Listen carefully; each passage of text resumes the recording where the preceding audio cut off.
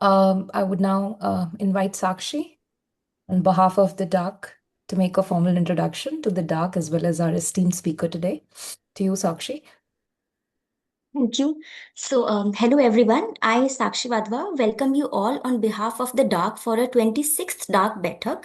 The Dark began in 2023 as a book review journal, publishing original reviews across disciplines and genres. From the start, we sought to reimagine the form of the book review itself, encouraging writing that moved beyond summary to engage deeply, reflectively, and more creatively with the world a book opens up. Over time, we grew into a biannual academic journal that now includes reviews, explainers, commentaries, and research essays. Each issue is built around a central theme, bringing together diverse voices that explore the intersections across social sciences. The Dark Baithak is our humble attempt to huddle around a small gathering of scholars, writers, and students from different fields to present ideas and initiate dialogues, bringing critical conversations to life.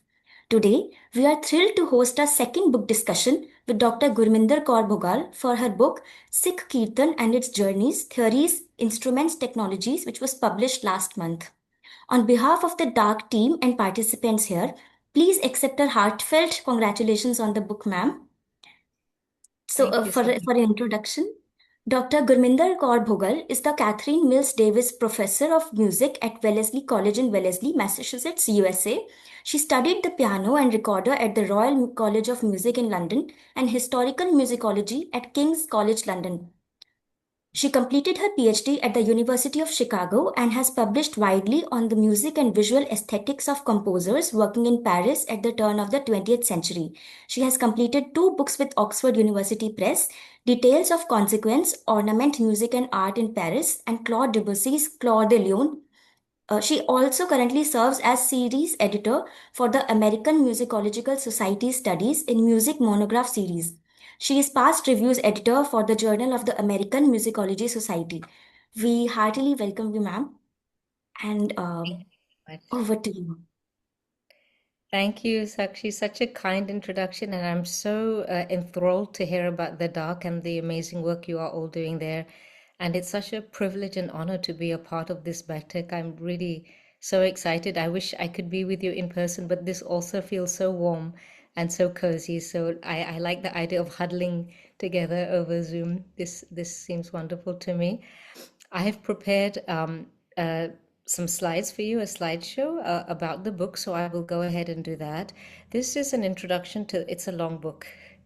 So it's so this is an introduction to the main ideas of the book, and I will also be doing some book excerpt readings along the way, if that is okay with all of you. So I will now minimize the speakers gallery. If there are any questions, please just speak up. You can interrupt me at any time. So what you see here is just the landing page basically of my website where I describe the book. So Sikh Kirtan and Its Journeys is the title, Theories, Instruments, Technologies. And the book examines the practice of Sikh devotional music, broadly known as Kirtan. The sacred verses of the Sikh Gurus intertwine with melody to become a sung expression of praise, love, yearning, wonder, and joy. Kirtan promotes physical and mental health. It is spiritually uplifting and it attunes the self to the environment, to organic and non-organic matter, to the elements and to the cosmos. Ultimately, Kirtan orients the corporeal vibration of a community towards social activism, social responsibility, and selfless service, which improves the well-being of all.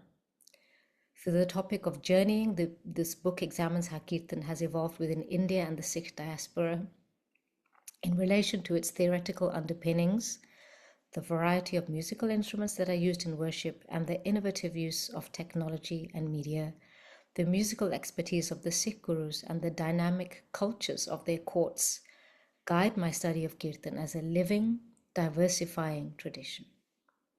So these are really the central ideas of what Kirtan is, how it works, and how I am understanding the practice for the purposes of my book. This is the accompanying website. I just want to showcase it so that you can all go there and listen to the wonderful examples I have. There's audio, there's video, there's a very long bibliography, there's a lot of beautiful art to look at. Excuse me. So I really hope that you will access this free website. And I just want to show you, you can click on any of the audio examples, just give them a few seconds to load up. This is what the video examples look at, like this is what some of the art looks like. You just click on the chapter here, depending on what you want to see. This is going to be my most dense slide. I'm not going to spend too long on it. I just wanted to show you what the table of contents looks like.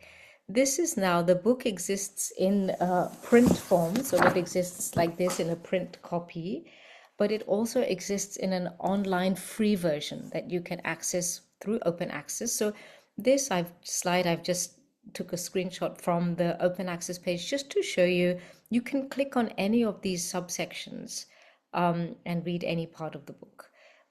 So I just wanted to show you what the entire contents looks like. I'm not going to spend much time on this page. You can go back and look at it at your convenience, at your leisure.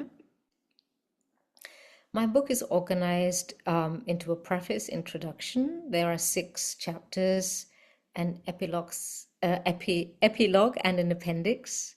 And at the end, there is also an index, but I wanted to give you a sense of the overall structure. I'm going to read from my very first opening paragraphs just to set the tone and to set the scene a little bit. A book devoted to the topic of Sikh devotional music is inherently vibrating with the sung poetry of Guru Nanak, the first of 10 Sikh Gurus. His verses took flight in the musical imagination of Bhai Mardana, Guru Nanak's cherished companion and player of the plucked chordophone, the Rabab. Echoing through the centuries, Guru Nanak's voice and Bhai Mardana's Rabab are lodged deep within Sikh consciousness. Together, the two men traveled by foot through parts of India, Pakistan, Afghanistan, Iran, Iraq, Tibet, Bangladesh, Ceylon, Sri Lanka, Saudi Arabia, and other regions. Their collaborative offering of divine praise, Kirat, is the original Kirtan that suffuses the Sikh cultural imagination. Devotees imagine and reimagine the moments when Guru Nanak calls out to Bhai Mardana to touch the strings of his Rabab, because Bani has arrived. The utterance of the Divine One has become manifest or revealed. Sikh Kirtan in the Sikh imaginary has its origins in revelation, in a moment of clarity, insight, focus, devotional love, bhav, and above all, a connection with the divine. The simultaneity of this feeling is what the living tradition of Sikh Kirtan seeks to invoke and sustain. Sikh Kirtan and its journeys is written against the backdrop of these journeys and traces myriad more paths as it considers where Sikhs have travelled to and established their homes in the centuries following Guru Nanak and Bhai Mardana's travels, known as Udasi. Whether they moved to New Zealand, Australia, Kenya, Uganda, Zambia, Tanzania, South Africa, Burma, now Myanmar, China, Singapore, Hong Kong, Thailand, Malaysia, Japan, Afghanistan, Iraq, Canada, America, the United Kingdom, or many parts of continental Europe, Sikhs have taken Kirtan with them. And this last phrase is something that I really want to have sit with you, that Sikhs have taken Kirtan with them wherever they have gone.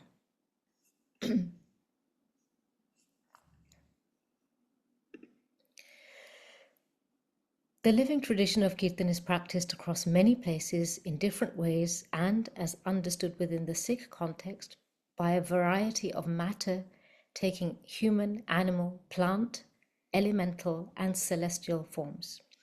As a devotional practice, Kirtan is multifaceted since it is a reflection of the spiritual needs and shifting musical tastes of devotees and practitioners in India and across the Sikh diaspora.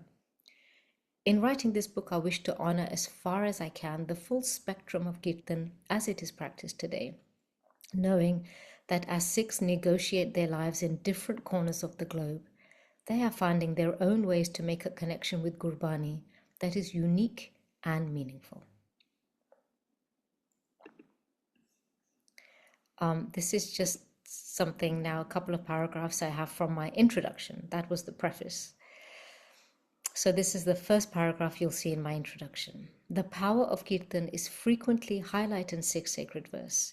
Hearing and offering Kirtan is a means to feeling physically healthy. Kirtan removes disease. Mentally healthy. Kirtan removes anxiety. Spiritually uplifted. Kirtan raises one's consciousness by amplifying inner vibration. Environmentally attuned. Devotees are encouraged to perceive the Kirtan offered by nature, organic and non-organic matter, the elements and the cosmos. And communally connected. Kirtan orients the corporeal vibration of a community towards building social bonds and promoting service, which improves the well-being of all. This unique conception of devotional music points to a tradition where social bonds are forged through the force of amplified corporeal vibration catalyzed by Kirtan. This experience of Kirtan stands at a distance from the realm of aesthetics and an experience of ras or rasa as facilitating individual bliss. So my point is here that we're moving beyond the individual to the power of the community, because this is socially oriented practice. These are some bullet points that I just want to bring out from my introduction. I refer to Siddha Guru Granth Sahib sometimes in this way, sometimes I abbreviate SGGS, sometimes I say Gurbani. But one of the things to take away is that the index, if you see there are many different manuscripts, but the index will always show the organization of verse into 31 major rag. And the association of verse with rag is understood by some as divine command, hukam, which has led to the practice of Nirdharit Rag Kirtan. The next thing I do is I take the case study of Kenya, which is where my family is from. And the first Sikh pioneers who went to Kenya in the late 19th century, traveling via ship, I give examples of people taking their harmoniums with them, taking tabla, taking dholak. So they were taking these instruments with them. Why? Because Kirtan was traveling with them on the ship. Actually, they were singing shabads as they were traveling. So I give you an example of that. I also talk about what it was like for the Sikh diaspora to stay in touch with India. They did this through radio. They were often hearing film tunes. And sometimes these film tunes, early Indian cinema was being adapted to Shabad Kirtan. So this is what I mean by filmy style. And this is something that is very contentious. It has come in for a fair amount of criticism because it is not in keeping with the Nirdharit Rag Kirtan. Another topic I tackle is gender inequality in Kirtan. Access to teachers for women is limited. Opportunities to sing, especially at some of the most historic gurudwaras, and recognition as leaders for women is limited. And then I also tackle another difficult topic, which is the changing landscape post-Operation Blue Star from 1984, and the deep reflection this encouraged within the Sikh community, the global Sikh community, on Sikh heritage, on the active revival of traditional instruments, playing styles, pedagogy, repertoire, this Puratan Reet, emphasis on Nirdharit Rag Kirtan. So this was also another really significant turning point in Sikh consciousness. And at the same time, we're thinking about what is it like to live diasporically. There is intervention of musical taste and diasporic culture. So there is an emergence of multiple styles of Kirtan, including New Age contemporary, digital Kirtan, Akhand Kirtani Jatha is another very popular style. And then the more mainstream, this is what you hear streaming, from the historic Gurudwara, and then more classical rag based. I have a whole section on the different styles of Kirtan. And here now I want to show you what an index looks like from an 18th century manuscript. So here this says Ramkali. So these are some of the verses in Ramkali, Natnarayan, some of the verses in Rag Natnarayan, Maru, some of the verses in Rag Maru. So just to give you a sense of the organization, what you see on the right here is something that I have designed here to show you all the 31 major Rag and the 31 Mishrit Rag. So the total number of Rag is contested between 60 and 62, counting the Mishrit Rag. But I just wanted to give you what a full picture might look like. It really depends on the viewpoint. But the opening Rag is Sri, which is what I have, which is where the arrow starts here. Closing Rag is Jajavanti. Now we've moved into chapter 1, I should have said. There are 3 ways that a devotee engages with Gurbani, with Sikh sacred verse. One is that you can read and hear sacred verse internally. One can intone softly. There's also a loud declamation. So sometimes when you go to Gurdwara, somebody is enunciating, that's called part.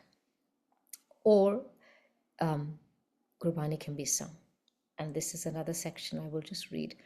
When verse is sung, whether in rag or whether solo or accompanied by musical instruments, poetry becomes a spiritual offering broadly described as kirtan, derived from kirat, the musical act of praising divinity. The term shabad, divine word, also refers to this sung rendition at times. Hearing and singing kirtan and playing kirtan on musical instruments intensifies the internal resonance of the body and elevates the consciousness while inviting devotees to contemplate divinity. And another important point is when the 5th Guru, Guru Arjan, compiled Sri Guru Granth Sahib in Rag, the verse titles often included information about authorship, mahalla, or the Bhagat that is written that verse, poetry itself. There'll be information about the type of poetry we're about to encounter, and there are often musical details too in that verse title itself. An important question from chapter 1. How should Kirtan be listened to, and what does Kirtan do? I really wanted to ask this question. I wanted to ask this question for myself and for everyone else also. And this is another extract. Kirtan is characterized by the intertwining motion of sacred poetry and devotional sonic expression. As we have seen in the previous section, Kirtan is an offering before it is music. There is no hierarchy in this practice. Everyone involved in singing and hearing receives and generates the vibrations of Kirtan. And what you see in this diagram here is really the pattern or schedule of Kirtan offering at Darbar Sahib, also called Harmandir Sahib or Golden Temple, beginning at Amrit Vela, which is this 3 a.m. to 6 a.m. time slot. So this is the Asa Ki Var Di Chonki. I have a big analysis of the Asa Ki Var Di Chonki using a specific example. I take the readers through moment by moment. And this is quite a remarkable moment because you enter, as you can imagine, at 3 a.m., 2:30 a.m. It's pitch black, but when you emerge, the sun has risen. So it has a very important kind of psychological impact if one does this daily on the mindset and how you are prepared to meet and greet what is going to happen that day. So this is just one example of the peher, the art peher. This is more of an abstraction. How do we listen? So there's 2 ways we can think about sound. One is ahatnad. So this is this kirtan or whatever music you hear being played on musical instruments, ahatnad. But then one is this internally heard sound. When you're in the deepest state of meditation, this is unheard nad. And kirtan is supposed to get you there. And that is what this synergistic listening diagram is about. This is something that you'll have to ponder a little bit, but I want to share it with you. This is an example, another abstraction of what it's like to listen to the standard Shabad that one would hear in Gurdwara or on a recording where there is a rahau. So this might, you can think of this if you're familiar with Hindustani classical music as an asthai. This is the central portion. And then the pad, these are the verses that always fold into the rahau. And over time, the reason why the blue bar is shaded is that the central message of the Shabad is contained within the rahau. And our understanding of the rahau deepens with each pad, with each verse, deepens our understanding. So that's why the color, the shading is also becoming darker to show our immersion and our absorption in the message of rahau. I have a couple of extracts I want to read here. This is from a section called How to Listen Expansively. When Sikhs recite Japji Sahib during their morning prayers, Guru Nanak's verses remind them how the entire matter of the cosmos, whether divine, human, animal, plant, or elemental, sings and hears each entity's personal offering of divine praise. As devotees heed Gurbani's instruction to sing and listen to devotional music, do they also honor Guru Nanak's expansive approach to listening by attending to the cosmological song of divine praise that holds all of existence in a balanced state of vibration? How does an ability to listen expansively impact a person's connection to other forces of life in their daily surroundings? How can this type of listening heighten our sensitivity to hearing sonic gestures in our physical and metaphysical environments as an expression of balance and harmony between all living matter? Many other animals and plants populate Guru Granth Sahib, not to mention realms, worlds, galaxies, and universes. For devotees, the rich textures and timbres of slithering snakes, croaking frogs, humming bees, buzzing flies, biting mosquitoes, chirruping crickets, shrieking cranes, chirruping sparrows, deer, elephants, and parrots, these all contribute to a sonic tapestry. The vibrant soundscape of Gurbani is at once human, animal, vegetal, elemental, and celestial. To experience Anhad Naad is to also hear the vast resonance of animate and inanimate forms in their contributions to a cosmic Kirtan. To understand the vast soundscapes of Gurbani is to see human beings as coexisting with all manner of biological forms, animate and inanimate, celestial and mortal, without hierarchy or attempts at domination. Achieved through recitation, kirtan, and hearing the divine name, the ideal 6 states of Sukh, Sehaj, Anand, contentment, equipoise, bliss, emphasize an ease of mutual and respectful existence where every entity is reverberant with the vibration of divine Naad.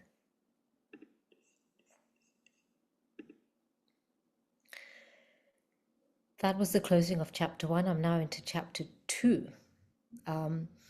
So some bullet points. In May 2022, there was a ban on the harmonium at Harmandir Sahib at the Golden Temple. It's now revoked, but at the time it was a very big deal. And it led me at least to explore a couple of things that I've always wondered about. The harmonium, firstly, how did it enter Punjab? How did it get into Punjab? And what was the role that Christian missionaries played in bringing the instrument to India, but especially to Punjab, to aid conversions to Christianity? And then I also wanted to know specifically, how did the harmonium get into Harmandir Sahib? How did it enter the Golden Temple, Darbar Sahib? When did this happen? Who took it in with them? So I spent quite a bit of time studying the Marasi and their important role in the Sikh courts. And then there's also the rise of tantisas, which are traditional instruments associated with the Sikh courts that I study in this chapter. And these instruments like the rabab, saranda, taus, tanpura, which is their sitar, which is different from the sitar that we know today. This is without as many sympathetic strings. Dotara dilruba, which came later. and percussion instruments, traditionally Jodi Bakawaj, and then again later tabla. This photograph shows some of these instruments. It was probably taken in the 1920s, and so I have a key here that shows you some of these instruments. You'll see that one of the instruments that's used quite a bit in Sikh Kirtan today, the Dilruba, is not here, which is why I think it really did come a little bit later in how it was used so often.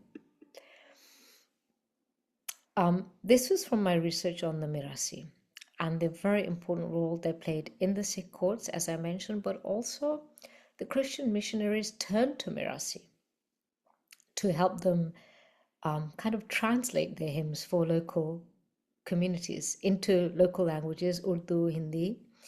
And also sometimes the Mirasi helped them set their hymns and psalms to specific tunes that were known within the local communities, so that it was the music that really was the key agent in bringing them into the fold of Christianity. And this was a group of musicians. Now, these particular musicians also used to play Sikh Kirtan, but they were also very close to Christian missionaries, and eventually they converted. But I wanted to just focus on this particular family. There are a few goals, 3 goals in this chapter. One is, I don't want anyone to think that the harmonium arrived in India or in Punjab and, locals were just waiting for this instrument and they just took it and started to play it. No, the encounter was much more nuanced. It was much more complicated. And so this point about local communities and this instrument, it was not one of docile acceptance, but active assimilation. So they really reworked how this instrument was used in worship. They played it differently. They didn't play it exactly how their Christian teachers played it. And it wasn't that the harmonium came and everything else disappeared. No, the harmonium actually sat with the other instruments, with the taus, with the sitar, so with the dilruba when it was used, with the tabla. So this is Anil Kumar Belwadi's idea of rivalry, which I found very, very useful as a critical frame for thinking about how this instrument came. 2 other goals. So again, this is something I'm not showing you here, but I use a range of audio recordings of different styles to showcase how specifically the harmonium is used in Sikh Kirtan. It's a very distinct way that it is played in this tradition. And actually, I would love to read more research on every part of India that has a strong link to the harmonium. The instruments sound different, they're manufactured differently, they're played differently. So this is just one example, but I think a lot of research has to be done into what this instrument sounds like in Calcutta, for instance, what it sounds like in Maharashtra, and in places that have very strong traditions of harmonium playing. And there are, as I talk about, gharanas of really wonderful players of the harmonium. And then the third goal that I talk about is Kirtan pedagogy. And women who initially did not have access to tantisas and teachers, but now who do through camps and workshops and events that are organized in the diaspora in particular. But what we can do more to encourage these women who are often very, very strong and very accomplished kirtaniye themselves, and give opportunities to perform. And the big issue that I talk about here is that to this day, women are not allowed to offer kirtan at Darbar Sahib, at Golden Temple. And what we can do to remove that significant barrier for women who are more than capable and have the training to offer kirtan in these historic places. 1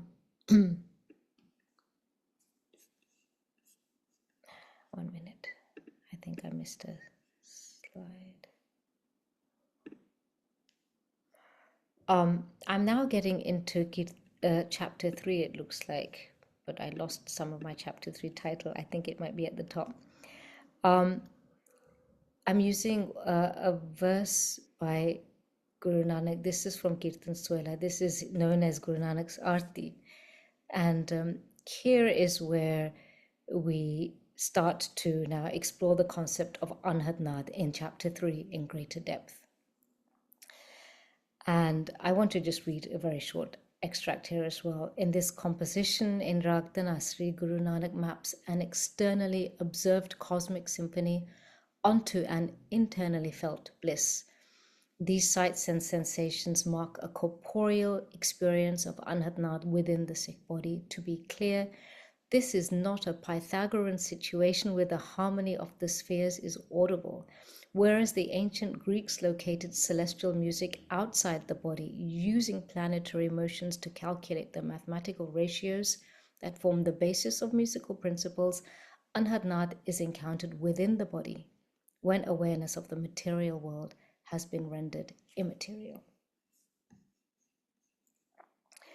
So this is a little, I actually feel as though I've skipped a slide. Give me a sec. I don't know where it went. Okay, I'll just continue. It might show up later. So I, in chapter 3, focus on Anhad, as I said, and I explore in particular how two Sikh intellectuals, Bhai Singh and Bhai Randir Singh, have give really valuable insights into this concept. And this is one example. It's a bit of a dense slide. I'm sharing it, but again, you can go back to the book. But I want to show that just the spectrum of sound, starting from the right with Ahadnad, which is the music that we hear. This is Ganras. We enjoy hearing it. This is the aesthetic dimension. And then there is this mediating point, and here we move into this deeper realm of meditation, moving towards the realm of Nirankar, which is the deeper state of Anhad, where sound is manifest without cause, without effort. And this is in the deeper state of meditation. One would hear sound as vibration. And so I discuss this in greater detail in chapter 3. This is another extract I want to read to you from chapter 3. Despite the musical rendering of verses in Rag, we must keep in view that Kirtan is not only a mode of musical performance, or rather, Kirtan is only secondarily an opportunity for aesthetic engagement. Although the devotee may start out by appreciating the musical setting of poetic verses, the purpose of Kirtan is not only to entertain but also to elevate the consciousness in a way that impacts the molecular structure of corporeal matter, allowing even the smallest cellular structures, nerves and fibers, to vibrate with divine energy, thereby allowing the amplification of the divine name to resonate through the body.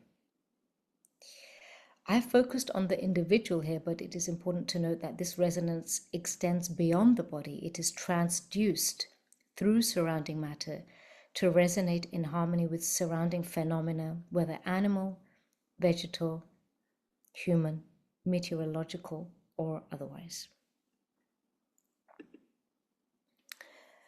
And now I get into chapter 4 to give you a snapshot here. This chapter is oriented more around art. A lot of my research has been in the realm of music and art. And so I get deeper into this in this chapter. And specifically, I explore instruments that have been described in Gurbani as Anhad. That these are the instruments whose timbres, whose sounds you will hear at the deeper state of meditation. So these instruments are bheri, sinye, shank, bain, tura, kinguri, rabab, ghungru. And sometimes these instruments are mistranslated, or people aren't really sure what they are. So one of the first goals is to create this inventory of Sikh instruments, those associated with Kirtan, but also the Anhad instruments that we hear in Gurbani, and to understand what they look like, how they were constructed, how, where, by whom they were played, in what context, for what kinds of listeners and patrons, and so on. So this is an exploration of musical instruments initially. And then next, I focus on the rubab. The rubab, as you recall from the beginning, is very important because this was Pai Mardana's instrument. And it's used a lot in painting that we have in Sikh art.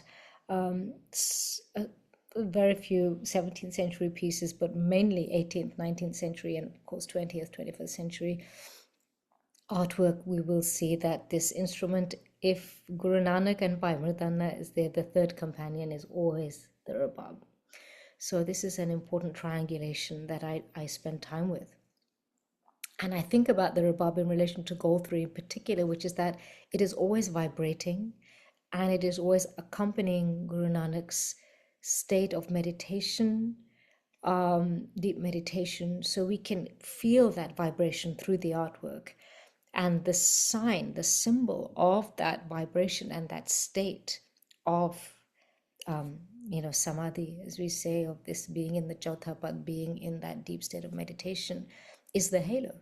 The halo captures the body's vibration and it symbolizes that this is a spiritual figure whose consciousness is raised. And so I focus on specifically what the halo means in Sikh epistemology, where it is associated with Dasam Dwar, this which is located at the crown of the head. So I explore that in a little bit of detail in this chapter 4. And I just want to show you, there's many, many more examples, but this is more of a Sufi representation of Guru Nanak with what you see a lot in Mughal art, this kind of flat disc type of a halo. Again, very beautiful depiction of the rubab here in keeping with the style of a Mughal miniature, very detailed representation of the instrument, very elegant, very, I would say, very delicate details you see with the instrument actually all over this scene. And this is from the Janam Sakhi corpus as well. You can see by Mardana there's plucking with the plectrum, the rubab, as Guru Nanak is greeting his sister, Bibi Nanki, in this very endearing scene. Different type of halo. You can see it's not filled in, but I just wanted to show you two different examples of what this looks like when the rubab is present. Okay, now we're moving into the last two chapters, chapters 5 and 6. So these take on the role of technologies. So I've talked about theories, I've talked about instruments, and now I'm moving into the third idea after in my title, which is technology.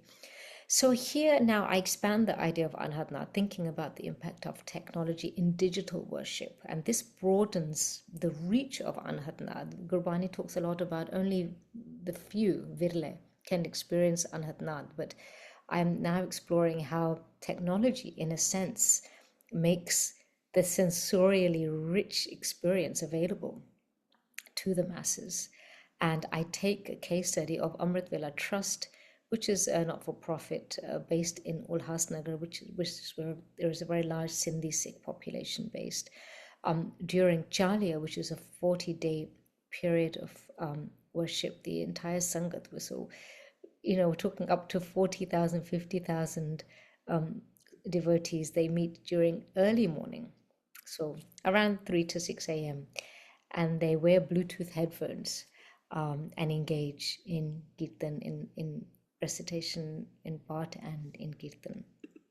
And I want to just show you what a spectacular scene this is. So the title is Mediating Darshan between the metaphysical and the digital. That is the title of this. And this is this year's Amrit Vela, so this year's Chalia, which takes place just before Gurpurab, this celebration of Guru Nanak Dev Ji's birth anniversary. So here, I want to go back and read something. Bhai Gurpreet Singh is the lead Kirtanier, and I just want to read this. Bhai Gurpreet Singh's intervention on the experience of listening to Kirtan in a heavily mediatized setting. Several LED projection screens, laser lighting, ambient fragrance, textured fabrics, decorative flowers, an ornate structure housing Sri Guru Granth Sahib called Palki Sahib, multiple drones, video cameras for recording and live streaming, blessed food, langar. These all come together to create an experience of Kirtan that is sensorially vibrant and resplendent. The case study of Amrit Vela Trust shows how Kirtan can make use of technology and media in ways that build community and facilitate service. And here I want to show you the headphones that I used to heighten this feeling of absorption or sonic bliss. And actually, when I interviewed some of the Sangat, they all spoke about the experience of listening to Kirtan in this setting as I've reached, the celestial paradise, Swarg or Jannat, I feel I've reached these places. So it was really wonderful and to hear the way that they were describing this experience to me. And this is what I was talking about, this vibratory feedback loop between Kirtan and Seva, and that heightened corporeal, heightened vibration, and how it leads into social work, social responsibility. This is another title. I have another section, Vibrating Bodies of the 21st Century. I'd like to read this. Amrit Vela Trust embodies the ideal of Kirtan as articulated in Gurbani for the 21st century. Thousands of devotees sit together in a Sangat and share their corporeal vibrations with one another through their environment. The amplification of this positive feeling is channeled into social activism, and this cycle of Kirtan and Seva continues to repeat in a manner that evokes Guru Amar Das's instruction in Rag Maj. Focus your awareness on Seva and orient your consciousness towards the Shabad. The digitally immersive experience of hearing multi-hour long Kirtan in a mediatized setting, along with thousands of devotees, live and remote, during the sacred time of the early morning, offers a unique approach for understanding communal devotional worship. And now the final chapter. Here I place Kirtan at the center of research on digital religion by asking, can a global Sangat feel connected to one another and to divinity through a digital experience of Kirtan? Although many Sikhs experience Kirtan in the sacred space of a Gurudwara, can they also simultaneously consume Kirtan through they are also simultaneously consuming Kirtan through a variety of digital modalities. How does this behavior speak to the topic of corporeal vibration? How might devotees participate in digital darshan? So this was a key question to explore. How might devotees participate in digital darshan? And the other topics that I cover, I interview 6 people in this chapter, and the topics that I cover are acoustics and how audio engineers craft a uniquely Sikh acoustic or Sikh sound, gender inequality, a style of Kirtan called slow Kirtan, the topic of Kirtan and diaspora, and Kirtan and inclusivity. And I speak with 5 practitioners and an audio engineer, and these people are located all over the world. So I have Dindeshina in Singapore, Jaslin Kaur in Punjab, Tarun Kaur and Veermanpreet Singh in the UK, Painirmal Singh, Khalsa Pipliwali in Bangkok, and Shivpreet Singh in California. So again, this brings the topic of journeys and innovation into focus. And so they're all interested in promoting this collaboration. This is where we come into the 21st century between traditional string instruments of the Sikh Darbar and the newer instruments. So in their Kirtan, you will hear synthesizers, digital pianos, guitars, contemporary percussion. And this sound speaks to debates about tradition and colonial modernity that I cover in the first half of the book, but now we've moved really into a new era. So I talk with these Kirtani about how technology enhances vocal and instrumental timbres, and it brings a new perspective to our understanding of Anhadnad. And I'll read you a few closing passages from the epilogue. Sikh Kirtan never was and never can be a static practice. Its agents have included hereditary musicians, mirasi, trained practitioners, ragi, male and female professionals and amateurs and children.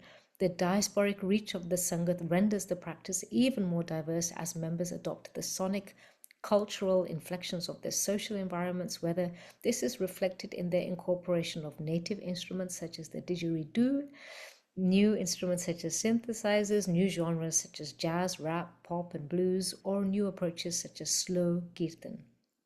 Kirtan has never stood still. Guru Nanak and Bhai Mardana took kirtan with them on their journeys.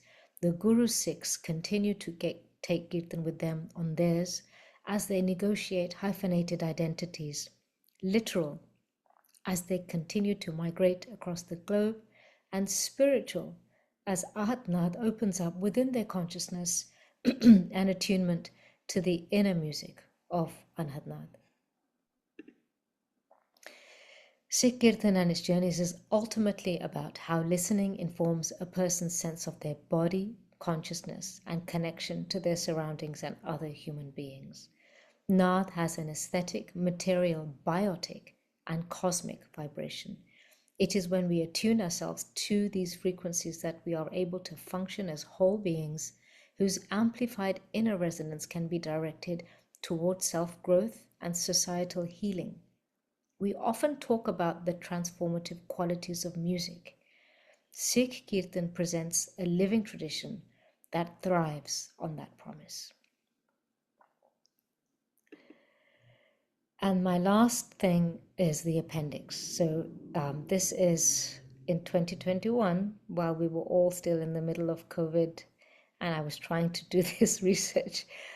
I made a short survey, and I'm not on social media, as I've told you. So the fact that I got nearly 300 people to respond, I think I have to thank the Sangat for this, because I'm not very well connected in that sense, but I had people writing to me in Punjabi, English, Hindi, and completing this Google form. But the question was my personal conundrum about Nirdharit Rag Kirtan and Rag Flexible Kirtan.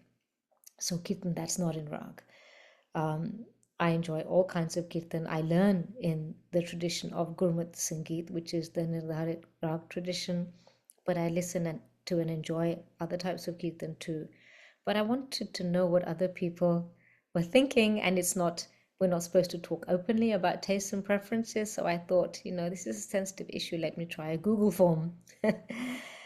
So I was naive. I did not expect, I was not ready for this level of honesty. And people telling me deeply personal stories about what Kirtan meant to them, how Kirtan had helped them through very difficult times and through moments of really intense personal crisis.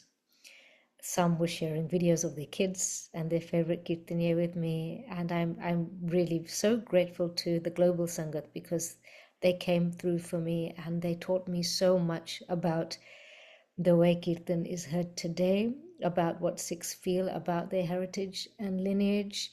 It was a really very humbling experience.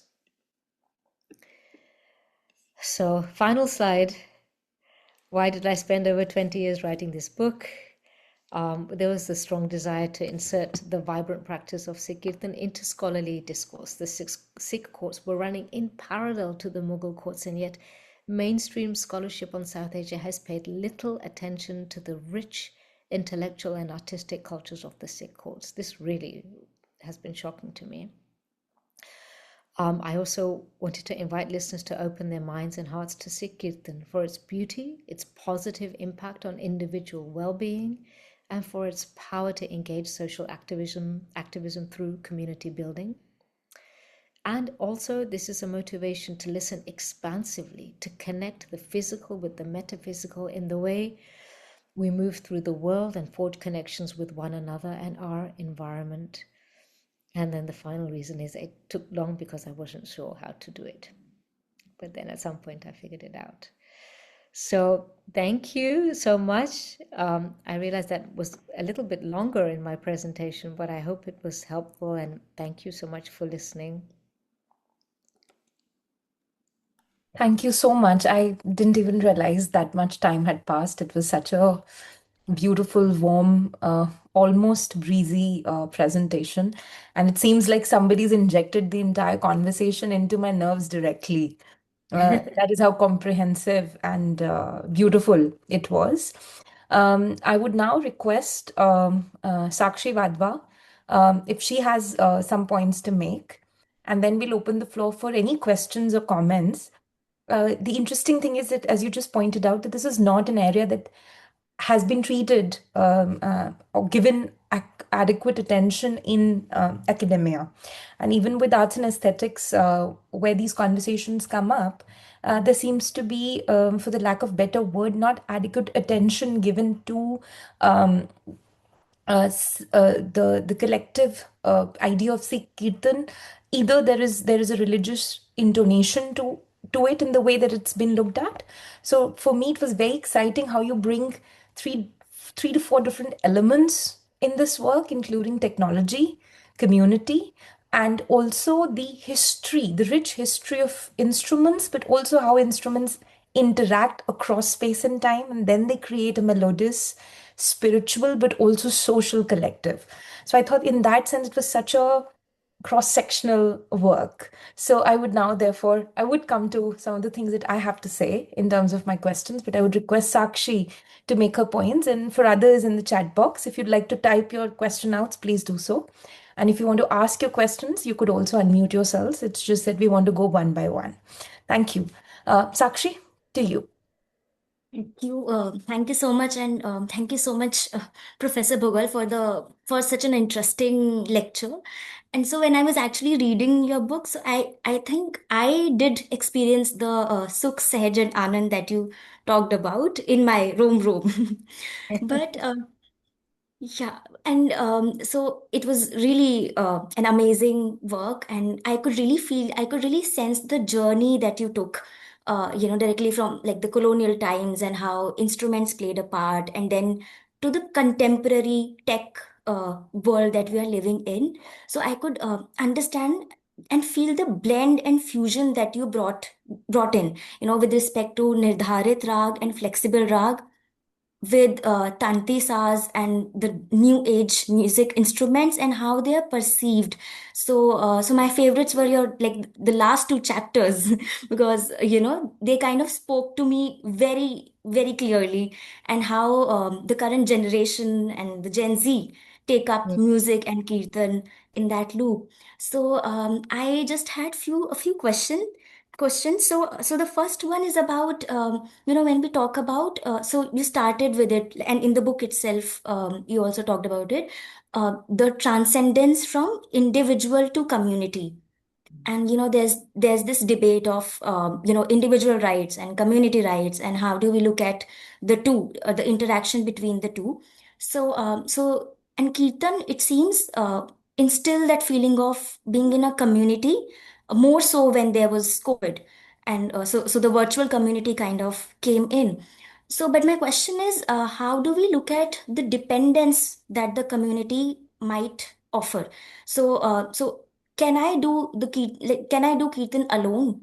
So that is the question. So is can we say there's this dependence also which we have on community, without which we cannot function? So how do we look at it? So is this like that kind of an independence, or a sort of a dependence on community that is there? My second question is on the aspect of so I loved your analysis of Ahad and Anahad Nad, and I was actually introduced to your book, to your work, from that article that you wrote on the Sikh art, the Hello one that you explained here. And that made me realize, in whenever like I used to visit any art galleries, I would really go to the painting and think, is it singing something? Is there a music there?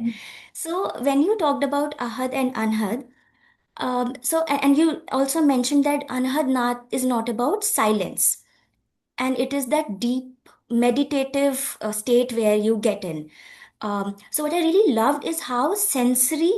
So usually, we say that there's this distinction between the worldly and outwardly.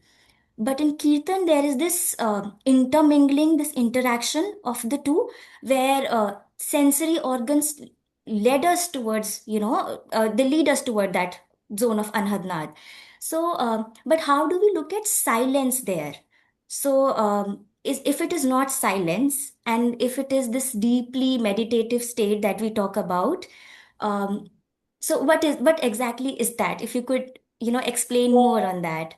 And finally, when we come to, so similar to this question about Ahad and Anhadnath, and you mentioned about uh, that this fact that not everybody can reach to that level.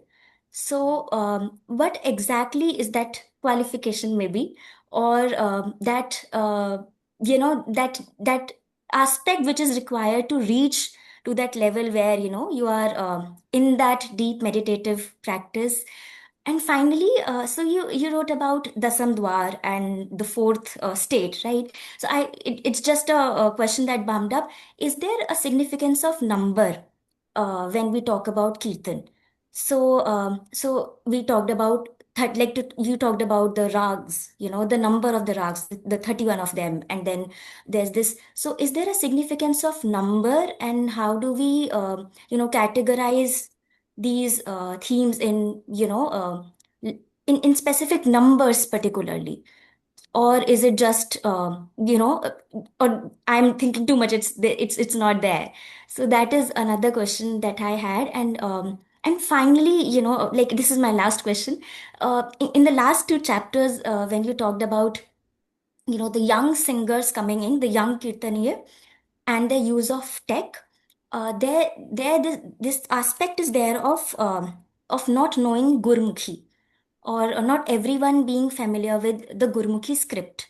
So, how can we make it more inclusive? So, for instance, if there are people from other religions who want to really, experience that deep meditative state without knowing Gurmukhi, what could be done? So you did mention about the screens in gurdwaras where you could really, listen to it and read whatever is going on.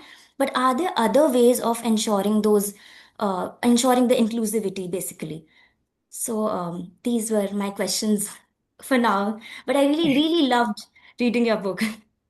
Oh, And I thank you. actually rose in love rather than falling in love while reading your book. That's so kind. Thank you so much, Sakshi. You asked the questions and you answered so many of them too in the way that you very beautifully explored the questions. It was really so fascinating for me. I was taking notes on what you were saying, so it was great. I do not know if I will give you any satisfying answers right now, but um, so I let me start with you're talking about dependence on community and can you do kirtan alone? I think that was the first one of your first questions. Of course you can. I mean, I would say there's a wonderful. This is from Arvar by Bhai Gurdas, who was. He said that the six of the gurus are like pearls. They are threaded into a necklace when they get together in Sad Sangat, when they get together, and the guru resides in the Sangat. So it is always encouraged. This is one of the points that I explore in the technology chapter because we can all access Shabad by ourselves. I mean, every morning, except for right now because I'm with you, I pay my digital darshan at Harmandir Sahib. I always get my morning Asa Ki Varda Kirtan from SGPC, from the official live YouTube channel, and I get my morning Kirtan from there, and I'm by myself. So, there is that element of I wonder, am I part of a global Sangat? I'm not sitting with everybody and feeling their vibration. That feeling is you have to understand also from your own life experience. You know that's so much stronger when you're there with somebody. But so doing Kirtan, it's considered, more, how should I put it, more expressive. It impacts you more deeply when you do it with others in a Sangat. But this doesn't mean that you cannot do it alone because that also has such a positive impact. And also, Sakshi, one also has to think about listening expansively. And this is something very important that I put into my life and actually move towards it, which is that something is always listening. Someone, something. There is always an agent or something, some phenomena that are listening. Even when you feel you are alone in what you're doing, there's always something much more connected around you. So I think doing kirtan alone, I've never felt I'm really truly alone when I do my riyaz or when I'm, singing for myself, as opposed to in gurudwara with students or whatever it is. So that is that point. Anhad, silence. I think there are people who are very spiritually accomplished, and they will tell you, if you talk to them across any tradition, really, it's actually not just in the Sikh tradition, many traditions, who will tell you that at that state of stillness, meditative stillness, or samadhi, or jathabad, or whatever we call it, there is not silence, but there is often an very loud resonance. And so Bhagat Kabir talks about this as thundering, right? You hear divinity thundering. So it's there's never really that lack of sound. That really doesn't exist. There's no void. And so even, the notion of shunyata is very complicated in that instance. It's actually an abundance of fullness that it's referring to. What else you were talking about? Let me talk about the access question also, Sakshi, because Gurbani has been translated into many different languages because of the global, Sikhs being everywhere in the world. I've seen translations in Swahili that have been sent to me by family members in Kenya. And so often you get the translation into the language, and then the transliteration. The transliteration is what can often guide the pronunciation. Pronunciation is very important when you're delivering Shabad. That it really should be. There is a whole schooling and education around pronunciation. So transliteration works to that end. I still think there's nothing better than actually speaking to somebody who is trained or who has that knowledge and can pass it on to you, because we're still talking about really oral traditions of learning, which is what we are still very much tied to, and that might still be more of a decolonizing impulse, that this knowledge is something that we're passing on to each other. So something to value there. But yeah, I think anybody can do it, and I think that the pronunciation part is something to take on board. Sakshi, you were also asking about number symbolism, and I am not aware, I must admit, of number symbolism. Some people, when they say, oh, there are actually 60 rag, it's, one for every, minute, or I don't know, I'm not sure really about the number symbolism aspect of it. So I will not guess, just to admit that I'm not sure about that. Yeah. Did I tackle most of the questions? Because they were so great and so deep. I think you were answering them kind of beautifully yourself.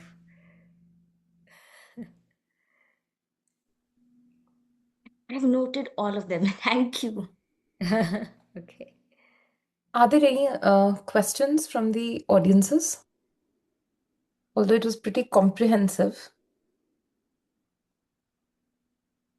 If you want to ask a question, you can unmute yourself and use this time.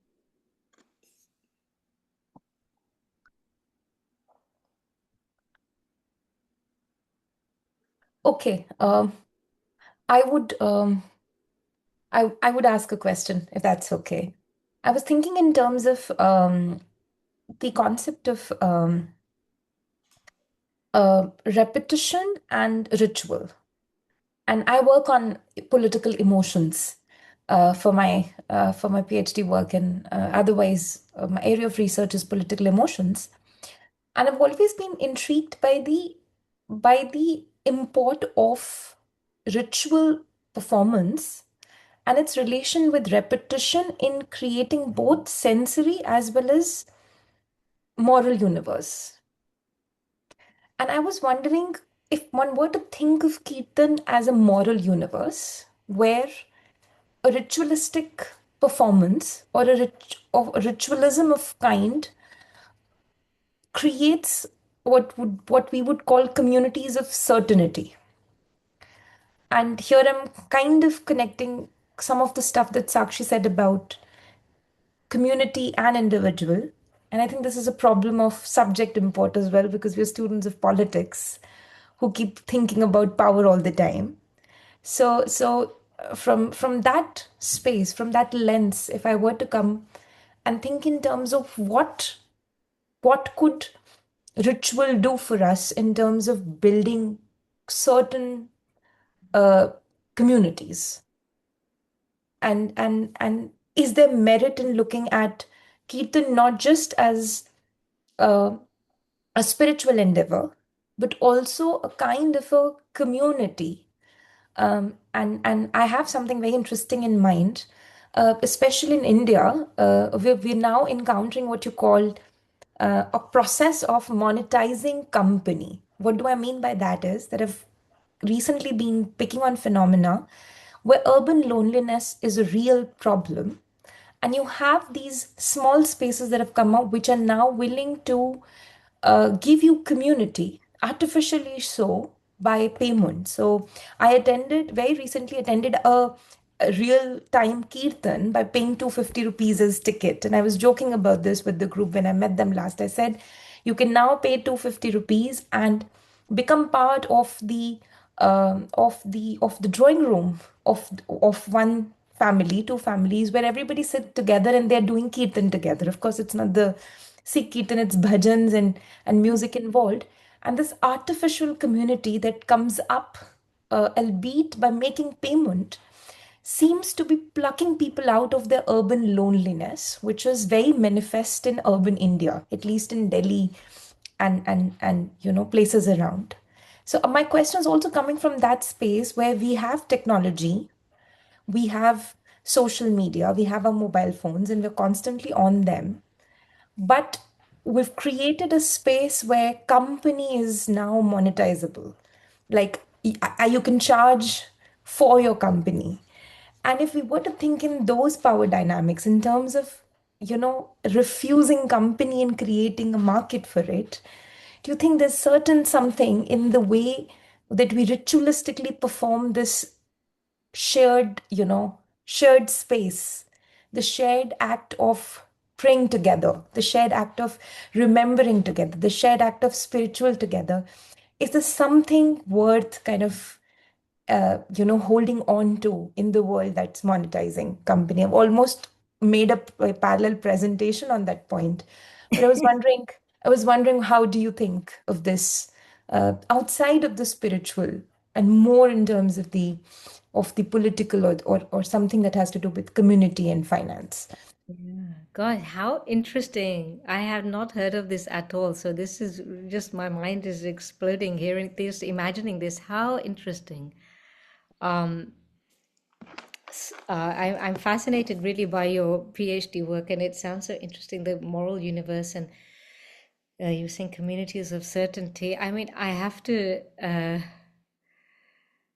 say, one of the I often speak to my family members about this, that I feel the Sikh Gurus were so forward looking in the sense that they always knew power was in the community.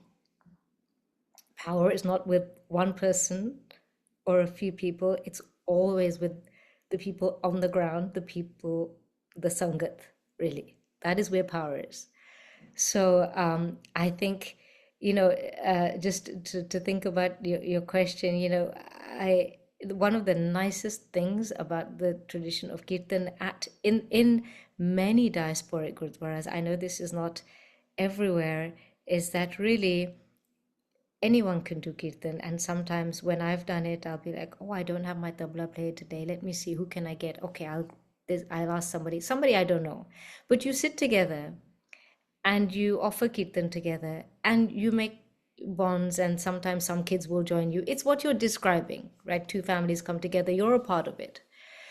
But I think for me, what is really incredible is that question of what happens after. This is where we're not talking about I went to a concert. It's what are you doing now that you feel so good in yourself? You feel good in your body, you feel good in your mind. You may have had some prasad or something to eat or whatever. You feel put together, you feel whole. What are you going to do with that good feeling? And I think that connection of seva, that connection of doing something for someone else you do not know, is that critical part of this building of that, communities of certainty. I don't know how you're using that phrase exactly, but this political emotions, you have a lot of positivity that you're putting into something. And I think that is why that feedback loop is, you're constantly replenishing it. And sometimes you feel low, like during COVID, right? You couldn't get out. Or sometimes if I'm busy and I can't get to Gurudwara for a few weeks or whatever it is, you feel low, depleted, and then you build up, you need to replenish and re-nourish yourself. But I think that other piece looking ahead was not only power is in the community, but the community then can go out together as a group of strangers and bond in doing something for other strangers. I am still very grateful for that, really, that vision. That because I think whenever I see something happening in the world, and it's, there's so much tragedy, there's so much inequality and disaster, and yet you see people on the ground immediately, and they're often strangers, but they're very much there to give in that capacity. And what has motivated them? It could be different things. But I think in this tradition, what I value is that it's often that what you're describing also, which is that sense of being together in some kind of creative or spiritual, it doesn't have to be spiritual, but in some kind of activity that has brought you there and brought you together. And then remembering that you're going to now pass that on. Thank you. Thank you so much. Thank you. I can't wait to read your work. Hopefully soon. Please share it. Yes. Yes, hopefully soon. Um, I think we've already taken more time than we usually assign for a Baithak, and therefore we don't want to, but we'll need to bring this Baithak to a close. Of course, um, through this particular channel, Professor Bhogal is going to be available for any other questions if you have any, and our readers could always write back to you. Via us, of course, will not share the email more widely, unless, of course, you want to be bombarded with them. But we will definitely stay in touch with you. Thank you so much for your time.